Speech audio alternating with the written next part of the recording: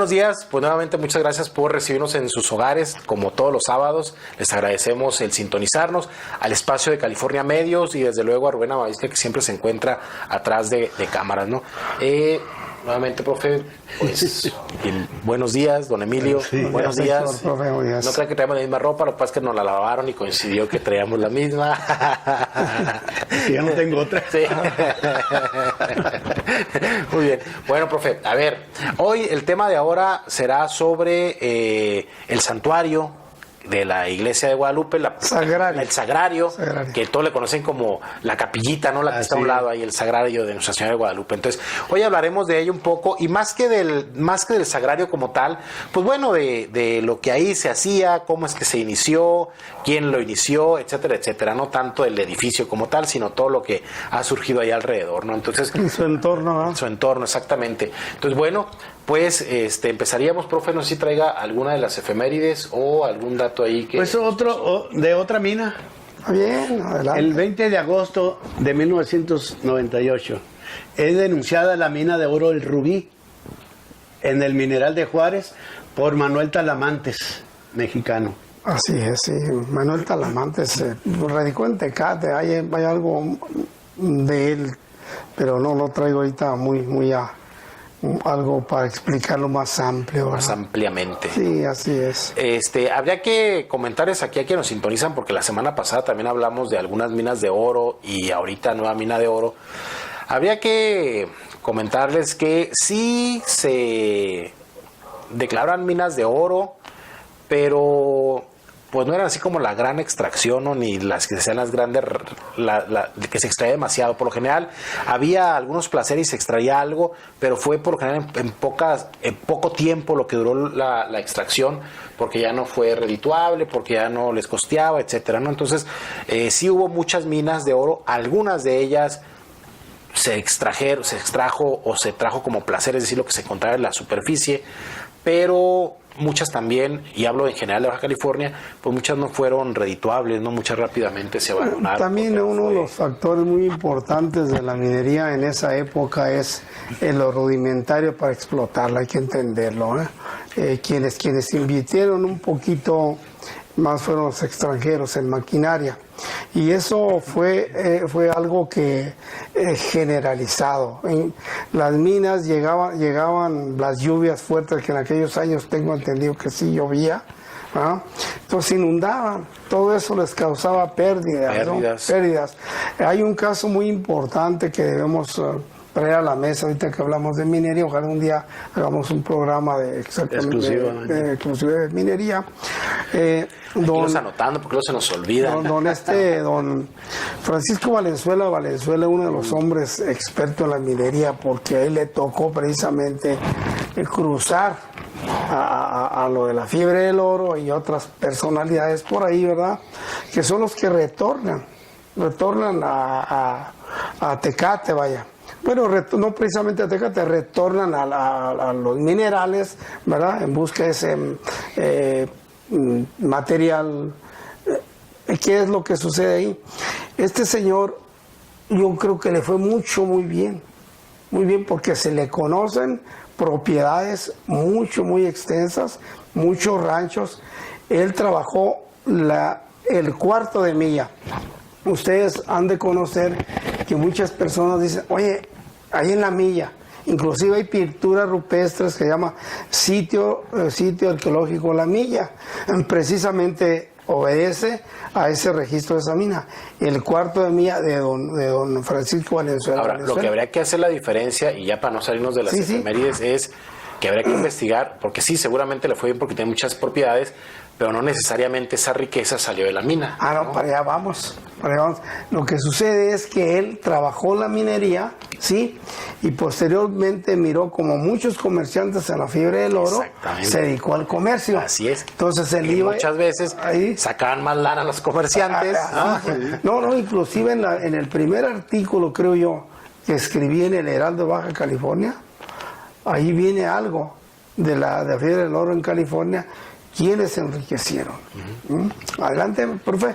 Fíjate que precisamente a causa de la minería, don Juan Lorenzo Bruno Bandini, cuando compró, cuando le concesionaron el rancho de Valle Guadalupe, lo que es el actual Guadalupe, encontró que había mucha minería en los alrededores, o sea, el Álamo, Real del Castillo, etcétera. Entonces, pues allí invirtió mucho dinero porque la idea de él era construir un ferrocarril precisamente para extraer todas las riquezas mineras de esas regiones. Sí, ahí nace la idea precisamente de la introducción al ferrocarril en la península, con ese dato que tú nos estás dando, profesor. Sí. Bien, bueno, seguimos ahora con las efemérides. Hay una aquí muy interesante. Dice que el 21 de agosto de 1860, el licenciado Manuel Clemente Rojo Zavala, ¿verdad? Zavala. Se hizo cargo del gobierno y de inmediato desconoció a Jerónimo Amador, lo que produjo la indignación de Mauricio Castro, que ocupó La Paz el 21 de agosto. Fíjense que, qué curioso, acá en el Partido Norte había muchos problemas porque había grupos, ¿verdad? Y cada quien tenía su camarilla. Entonces cuando llegaba una autoridad mandada desde el DF, porque era partido, pues no había elecciones, no había eso, sino que era dedazo. Entonces llegaba una autoridad y quería poner orden. No, pues inmediatamente las gavillas, las camarillas que ya estaban formadas, pues les hacían la vida imposible. Y que además los bajacalifornianos, o bueno, los habitantes de Baja California, y sobre todo estas personas que tenían el poder, como los comerciantes, etcétera, siempre estuvieron pugnando, sobre todo después de la Revolución Mexicana, pugnando porque quien los gobernara fuera un baja californiano, ¿no? Y que bueno, eso lo trata el doctor Samaniego en su libro Los gobiernos civiles de Baja California, y que ahí él lo menciona, y justamente él trata en todo el libro esta pugna que había entre los diferentes grupos, sobre todo de Ensenada, ¿no? Los del ayuntamiento, etcétera, sobre todo los de Ensenada, que eran los del ayuntamiento contra los del gobierno del estado, ¿no? Que los del gobierno del estado pues eran impuestos, pero los del ayuntamiento sí era democráticamente electos, ¿no? Entonces ahí traían una pugna, sobre todo la pugna era por la cuestión de los dineros, a final de cuentas. Sí, como hasta nuestros días. Como dicen, incluso ahí en la Biblia, por ahí hay un versículo, dice, el origen de todos los males es el amor al dinero. Así es, sí, pues es que el que tuviera el dinero en aquel momento, pues de lo que pues ahí tenía más chance de maniobrar, ¿no? Como de decía un moverse. amigo, dice, no, nada más que me den trabajo, no le hace que no me paguen, nada más que me den patrulla. ¿Para qué quería más? Oye, me recuerda una anécdota que cuentan, pues por allá, por Michoacán, Emilio. Dice que ya ve que Lázaro Cárdenas era originario de Jiquilpan, ¿no? Michoacán. Sí. Bien, cuando llegó a la presidencia, pues un compañero, él de la infancia, con el que jugaba canicas y al trompo, pues fue a verlo allá a Palacio. A ver qué agarraba. Sí, entonces dicen, no, pues vengo a ver al señor presidente. Ah, sí. ¿Quién lo busca? Pues Sutano. Y él estaba en una reunión de gabinete. Y va la secretaria y le da una notita allí, pues que estaba el señor fulano, que quería verlo. Como llevaba tan buena amistad, pues suspendió la reunión. Y va a recibir a aquel amigo desde la infancia. Oye, ¿cómo estás? Y el gabinete allá, pues, y ellos acá. Oye, no, fíjate. Oye, pero ¿en qué te puedo ayudar? Dime lo que quieras. Ahorita que hay posibilidades. Dime qué te ofrece. Y que digo, no, ¿cómo crees? Yo no. Dice, lo único que te voy a pedir es que me presentes, como amigos que somos, a tu gabinete, aprovechando que están aquí reunidos. Bueno, si eso quieres, bueno. Entonces ya entraron juntos. Miren, señores, les presento a un muy amigo mío desde la infancia. Nos queremos como hermanos, etcétera, etcétera. No lo ponderó y el señor. No, pues todos los de gabinete, ¿no? Le pusieron cuidado. Y ya, bueno, pues ya me voy. Pues ándale, pues que estaba bien. No, pero no se corrió la voz. Así que le llega, oye, fíjate que tengo este negocio, pero que necesito... No, pues... Pronto. Sí, así pasa. De hecho, hay varias películas mexicanas que hablan de eso, ¿no?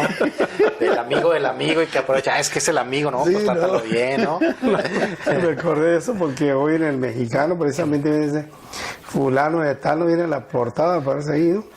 Y dice, el secretario del secretario va a traer nupcias con fulana, el secretario del secretario. Oye, no, la verdad, yo de plano. Todo el mundo quiere venir a la boda. Que es caro, güey. Bueno, Adelante, después de este receso. esta cápsula. No, y aquí viene otra también interesante.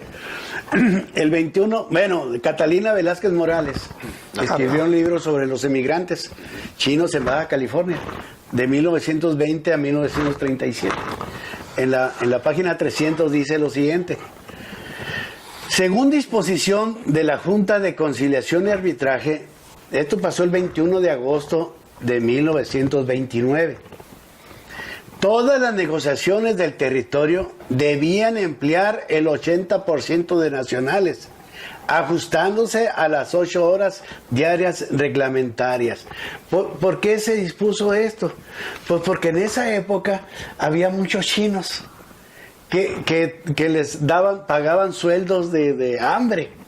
Entonces, y como aquellos venían pues de su tierra, que allá también los explotaban bastantemente, entonces les daban sueldos de hambre. Entonces, pues todos los empresarios, dueños de negocios, pues los empleaban porque sabían que con qué miseria, con eso se conformaban.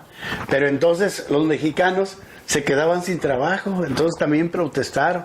Entonces por eso es que se tuvo que disponer, hacer esta disposición. Que eso también se va a dar durante la ley seca, bueno, en algún momento de la ley seca, en donde los meseros, los que trabajaban en los restaurantes o buena parte de los que trabajaban en los hoteles, pues eran extranjeros, ¿no? Entonces los mexicanos pues siempre quedaban con empleos de segunda, con los que se les pagaba menos, y a los que tenían puestos de más rango, digamos, pues eran estos norteamericanos principalmente, ¿no? Que eran los que se les pagaba un mejor salario.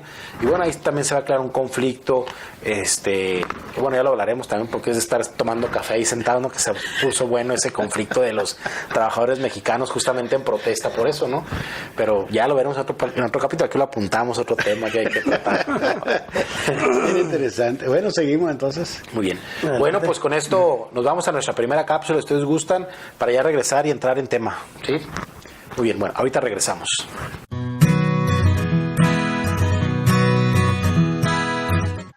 Hola, bienvenidos a su cápsula de Instantes en el Tiempo. En esta ocasión hablaremos de una serie de fotografías que pertenecen a la colección de Nemesio Corona y que se encuentran resguardadas en la fototeca del Taller de Historia de Tecate. La serie comprende 6 imágenes que capturan instantes muy folclóricos y que probablemente pertenecen a lo que fue la jornada de alguna pamplonada aquí en la ciudad de Tecate. En alguna de ellas podemos observar a el charro Eliseo Gómez. Vamos a ver las fotografías. De las 2 primeras imágenes no sabemos mucho, salvo que roban cámara 4 bailarinas de son jarocho, pues portan el traje típico veracruzano. Y en segundo plano se puede observar al público que aparece acompañado de pancartas.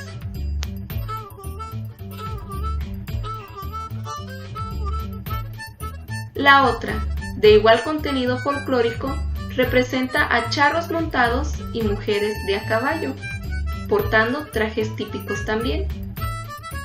Esta imagen hace que recordemos el Día de las Paseadoras, celebrado el 15 de agosto en Cocula, Jalisco.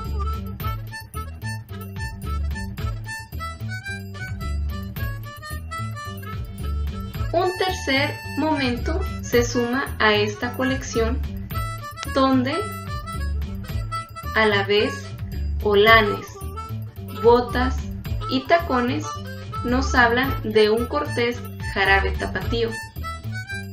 El paisaje al fondo revela una crecida arboleda.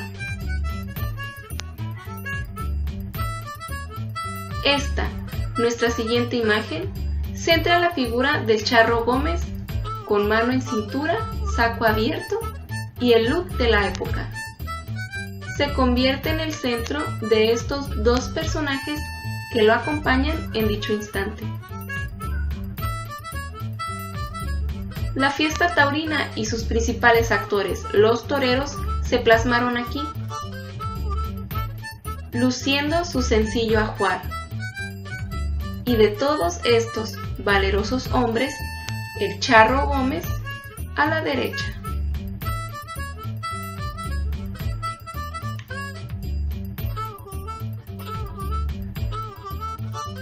Y por último, otro actor principal de la fiesta taurina, muy silente y quieto frente al ente, este toro a dos suertes de banderillas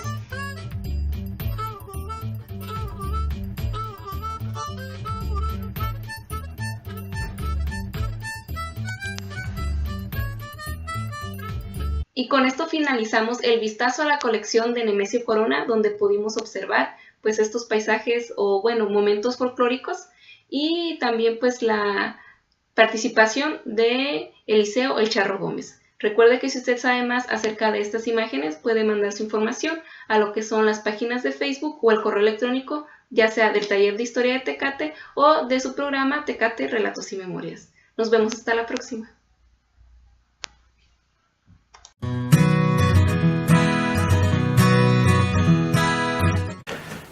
Muy bien, pues bueno, regresamos a esta segunda parte del programa y bueno, pues ahora sí para entrar en materia con lo que es el siempre se me va el sagrario. El sagrario. Pues oficialmente es Estación Misional Santa María de Tecate, ¿verdad? Estación Misional Santa María de Tecate, para acordarnos, hay que quede por lo menos grabado, ¿no?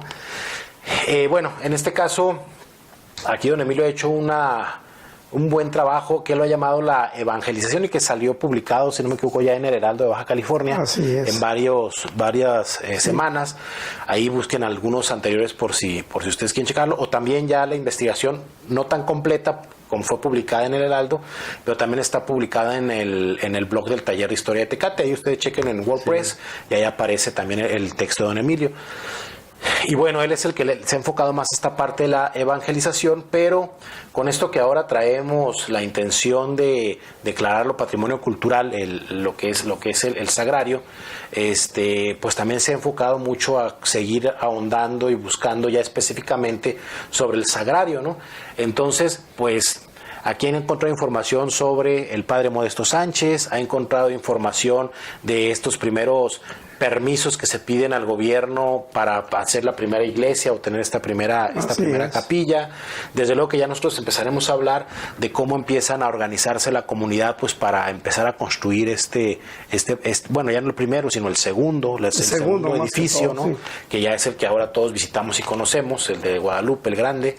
Pero bueno, empezamos con esto, ¿no, Emilio? A ver, usted, don Emilio, que es el que ahí le ha ahondado más a esto. Bien, yo creo que pues como todo tiene un origen, ¿verdad? Todo tiene un origen, y cuando a mí me platicaban del padre Modesto Sánchez, un sacerdote muy querido aquí en Tecate, pues un día tuve la fortuna, ¿verdad?, de ir precisamente tras la historia de este personaje, ¿no?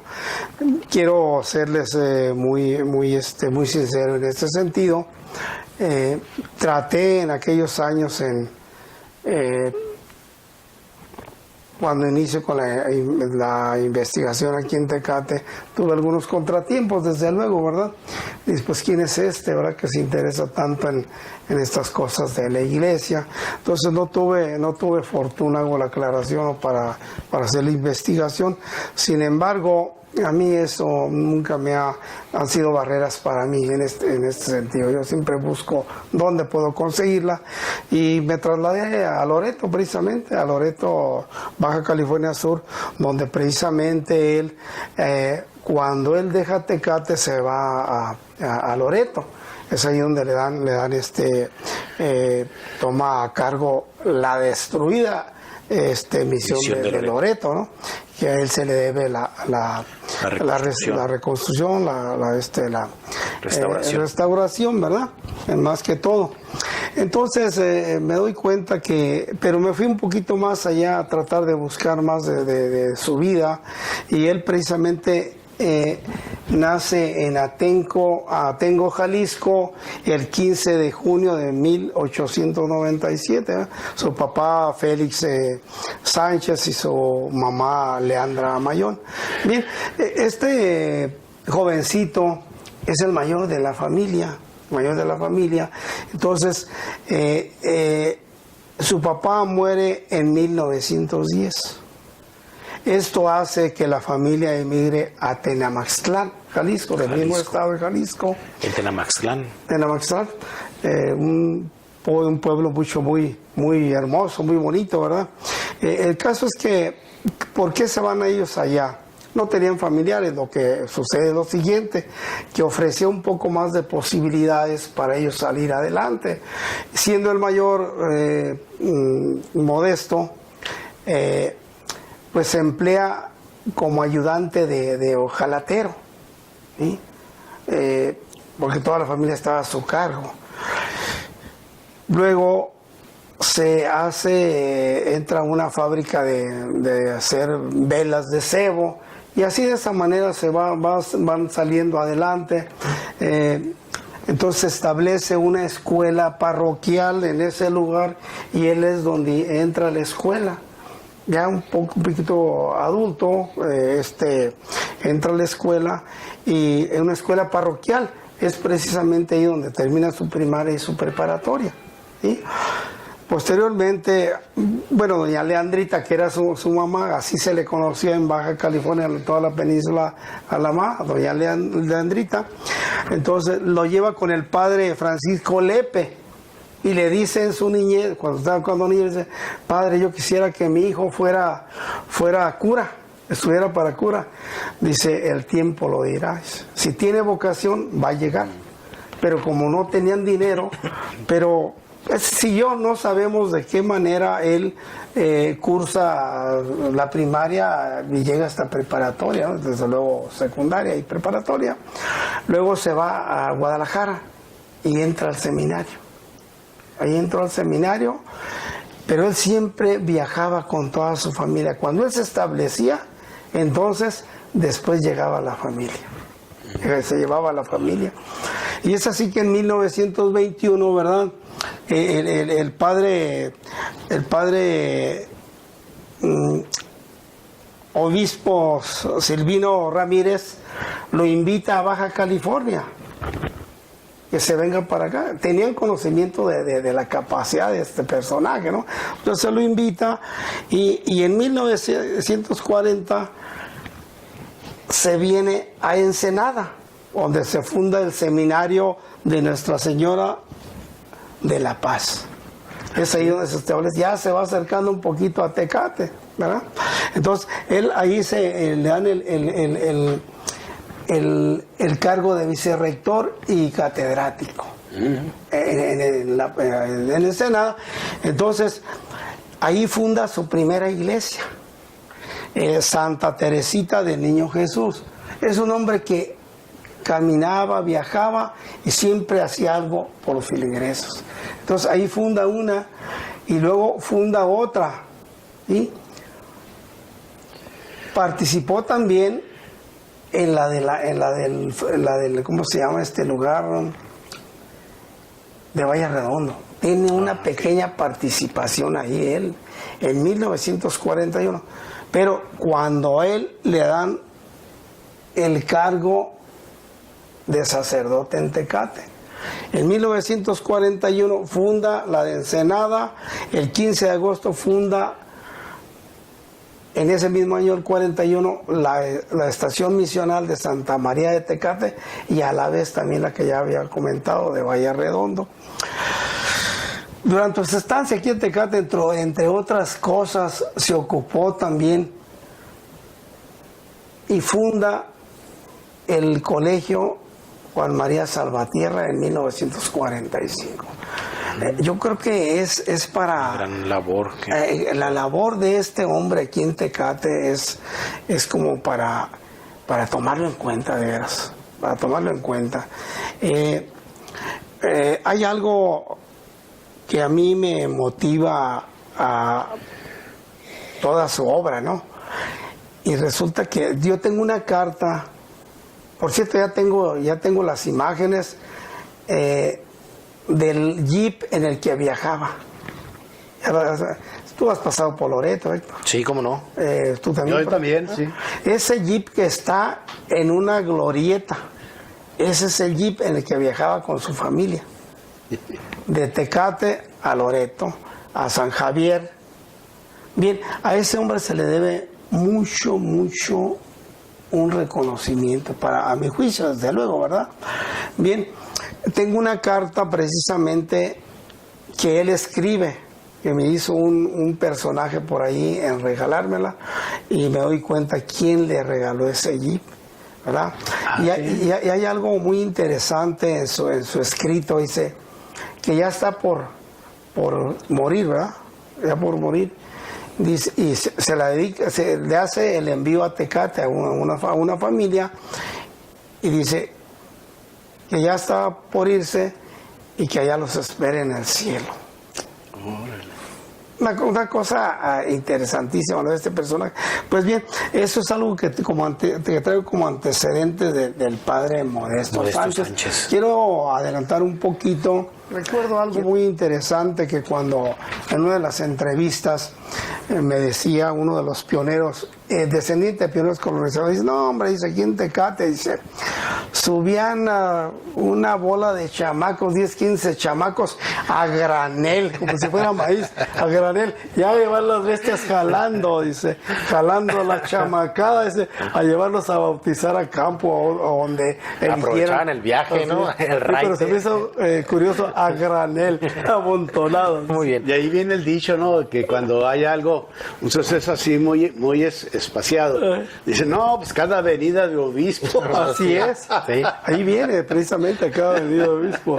Así es, y que bueno, vamos a hacer nuestra segunda cápsula, vamos a nuestra segunda cápsula del programa y regresamos para continuar con el tema y ya cerrar nuestro tercer bloque. Así es.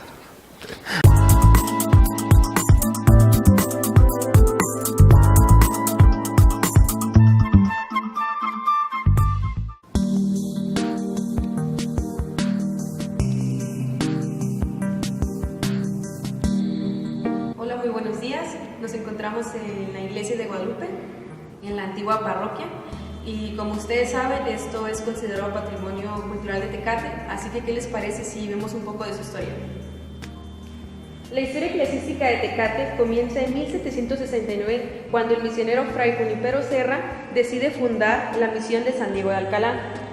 El primer antecedente de evangelización está asentado en el libro de los bautizos de la propia misión, que registra la partida número 6962 del bautizo de la gentil Luisa Capillay, quien contaba con 20 años de edad, cuando Tecate todavía era una ranchería.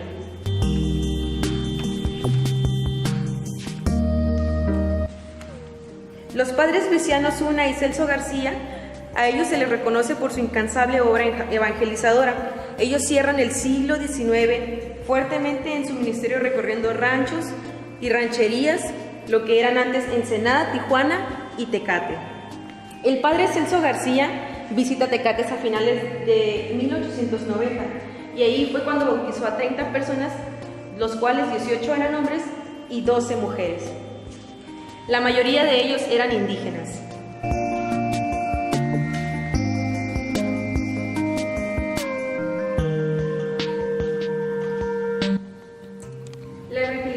Península estuvo a cargo de sacerdotes mexicanos y extranjeros provenientes de la parroquia de San Diego.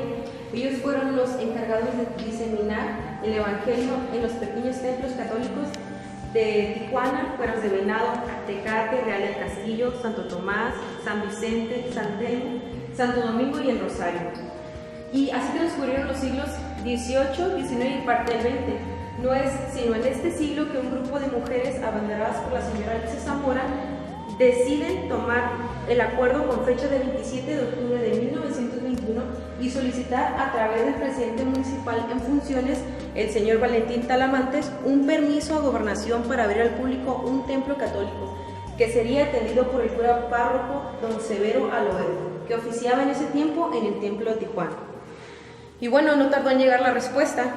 Para el 13 de diciembre de 1921 queda concretada la afirmación de que sí se iba a abrir una parroquia.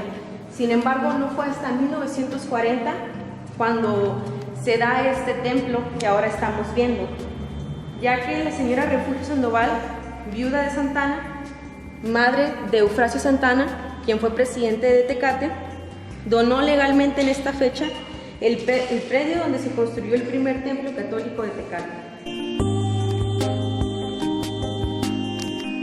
Oficialmente está registrado el 15 de agosto de 1941 como la fecha de la fundación de la Estación Misión de Santa María de Tecate. Así fue el nombre que recibió la primera parroquia. Y bueno, esta parroquia ayudaba a las personas que decidían o tenían el deseo de congregarse a no tener que trasladarse a Tijuana o a otros lugares para poder recibir la palabra, sino que ahora mismo ya tenían un lugar en donde podían recibir los servicios de la iglesia. Y bueno, esto fue un poco de la historia de la iglesia, algo muy conciso, esperemos que les haya gustado. Y como pueden ver, esta parroquia actualmente se utiliza para hacer bodas y quinceañeras, y también se hacen servicios a las 7 de la mañana todos los días, así que quedan invitados para ver este magnífico y hermoso lugar.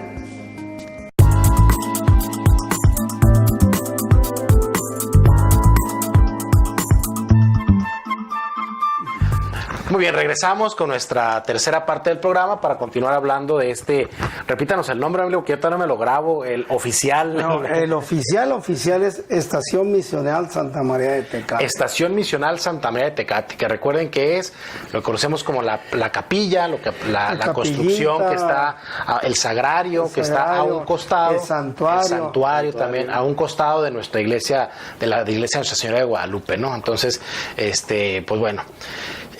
Como decíamos, actualmente pues está intentando que se considere que entre como patrimonio histórico de Tecate o de Baja California en general, y bueno, en eso estamos, ¿no?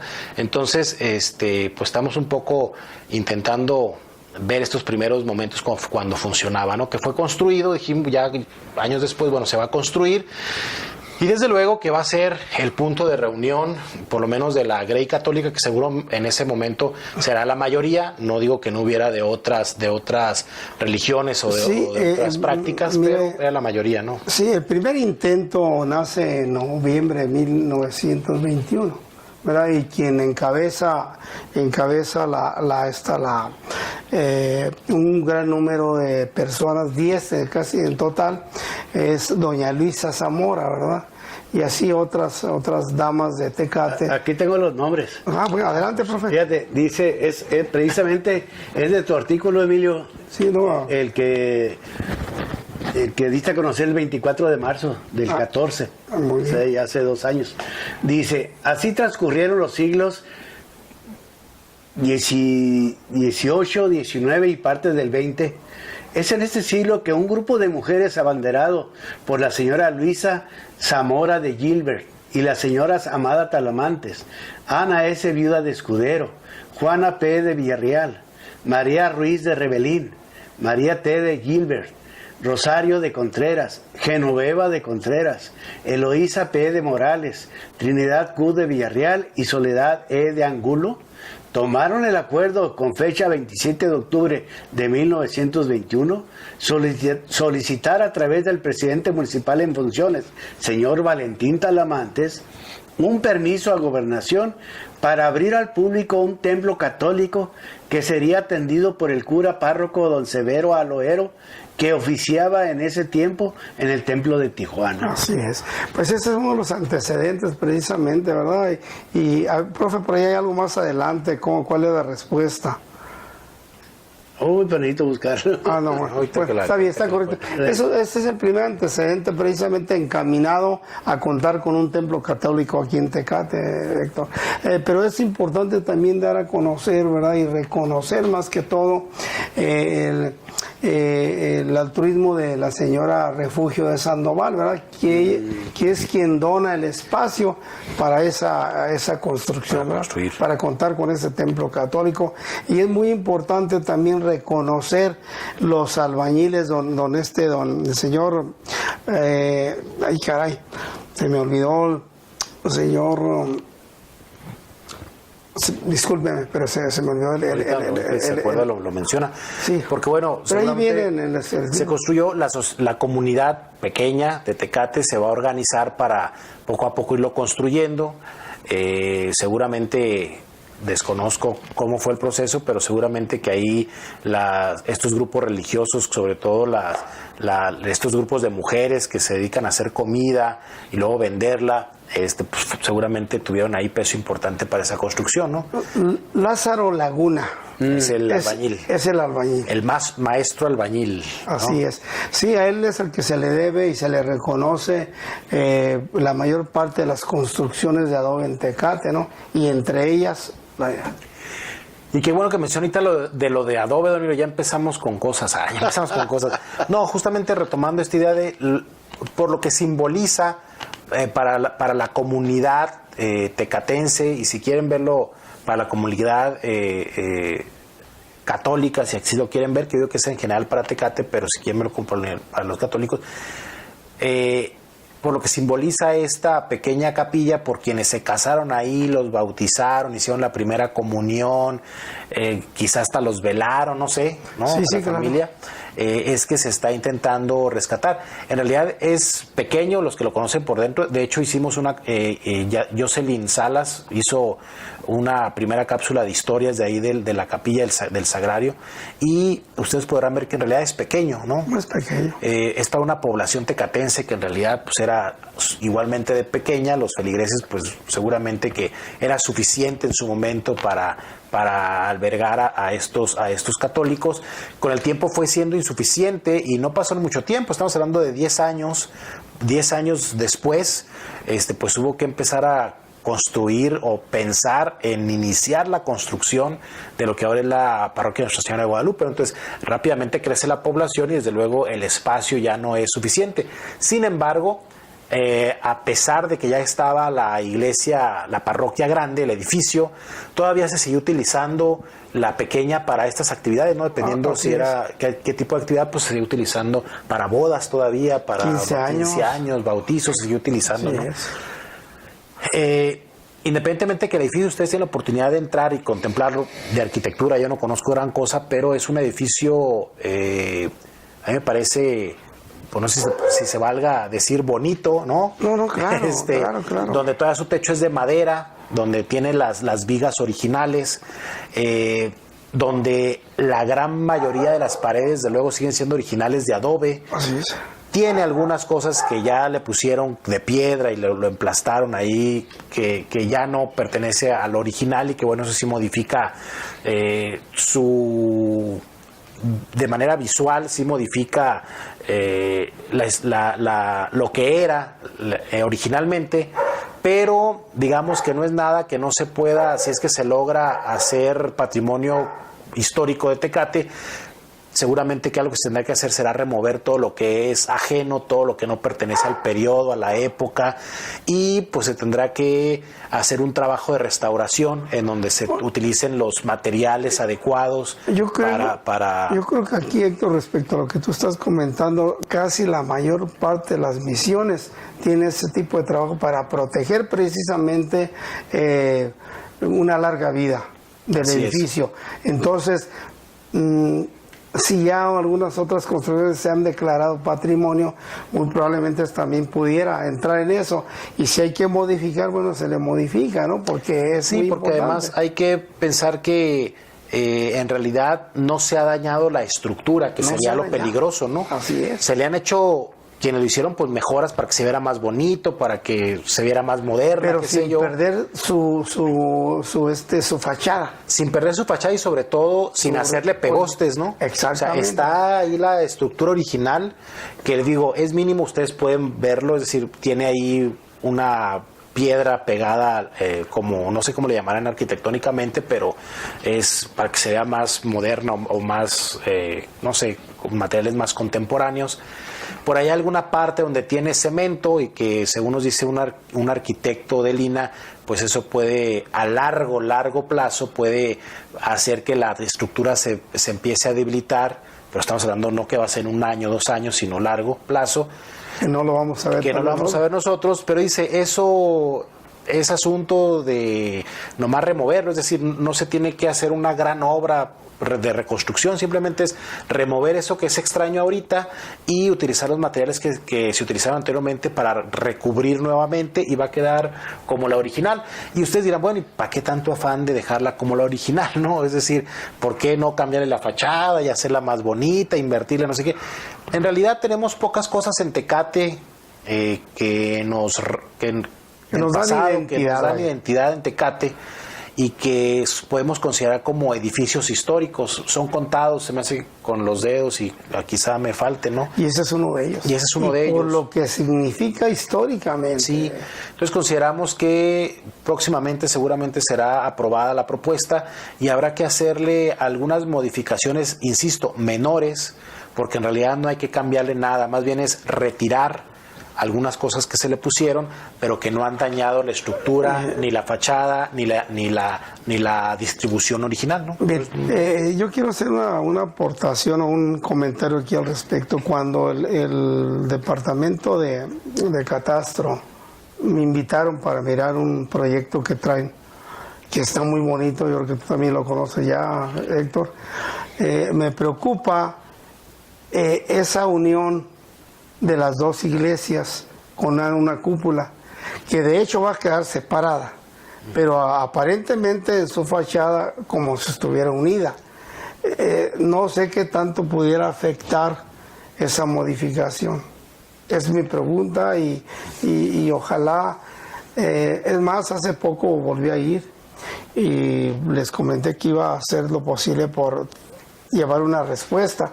Ya empezaron a trabajar, Pues ahí lo importante sería pues preguntarle a los conocedores, no estoy hablando de por ejemplo, arquitecto de Lina, o sea, gente que conoce, sí, así es, para que diera su punto de vista. Lo que yo sí entiendo por lo que usted me dice es que independientemente que se ponga esa cúpula, si no está tocando la capillita, digamos, y se puede retirar en un momento sin dañar ninguna estructura, pues bueno, digamos que si en algún momento dijera, no, es que eso no va ahí porque van a modificar, si se puede retirar sin causar daño, perfecto. Lo malo sería que al poner esa modificación para que se vea más bonita, dañen o modifiquen la estructura y ahí sí sería un problema. Parece Pero por lo que usted me dice, no es el caso.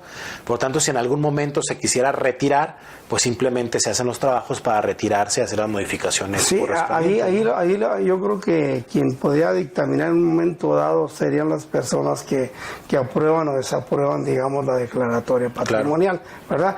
Si eso en un momento dado llegara a suceder, pues se le retira. Claro. Sí, ese es el que la crítica sería, ¿para qué están gastando dinero? O sea, eso es tirar dinero a la basura. En su momento, pues ya se verá, ¿no? Es decir, pero que el proyecto está muy bonito, la verdad. O sea, yo vale creo que hay que mediar entre lo que puede ser histórico y que hay que preservarlo, de aquellos edificios que a final de cuentas son espacios vivos que se van modificando y eso no lo podemos evitar con el paso del tiempo, ¿no? Porque cambian su función, cambian sus objetivos para lo que fueron creados y bueno, eso se ve también reflejado en la estructura o en la distribución de los espacios, ¿no? Entonces, hasta el momento lo que podemos decir es que la capilla estructuralmente, en su distribución y en la mayoría de sus materiales está original. ¿Qué habría que retirar? Esa piedra que le pegaron en la parte de enfrente, por ahí creo que de un costado le echaron cemento, lo cual entendemos que con el adobe y el cemento no se llevan, entonces habría que retirar esa parte de cemento, ponerle emplazarlo con adobe, con ladrillo, con este recubrimiento de tierra de adobe, y punto, ¿no? Ya es lo que se le tiene que hacer nada más, ¿no? Así es. Fíjese que ahorita acabamos de mencionar que en el 20 de octubre de 1921 fue cuando se hizo la petición para la construcción del templo. Ahora, aquí tengo a la vista el censo del 30 de noviembre de 1921. Fíjense lo que dice. La población del pueblo de Tecate era de 265 hombres y 228 mujeres. Total, 493. Así es. La colonia agrícola del Valle de las Palmas, 83 hombres y 55 mujeres. Total, 138. Rancho Nejí, 29 hombres y 25 mujeres. Total, 54. Ranchería Tanamá, 33 hombres y 20 mujeres. Total, 53. Ranchería San José, 23 hombres y 14 mujeres. Total, 37. Rancho Nachogüero, 14 hombres y 23 mujeres. Total, 37. Ranchería El Encinal, 22 hombres, 11 mujeres. Total, 33.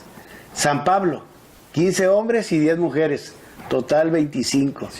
San Valentín, 10 hombres y 10 mujeres. Ahí estaban parejos. Total, 20. La Rumorosa, 8 hombres y 6 mujeres. Total, 14. No había gran población. El total era como 1000, ¿no? ¿Cuánto te daba? El total. Caray.